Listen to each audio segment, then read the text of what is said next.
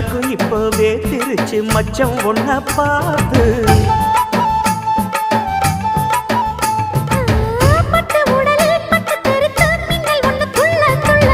வெக்கம் துடிக்க விளக்கணைக்க ஜன்னல் கண்ணை மூடிக்கொள்ள 10 நாள் கழிச்சு தாண்டி கதவை திறக்கணும்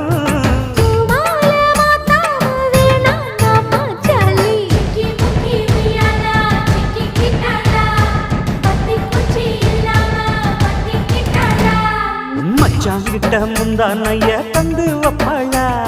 முந்தானைய தந்து புட்டு சும்மா நிப்பாளா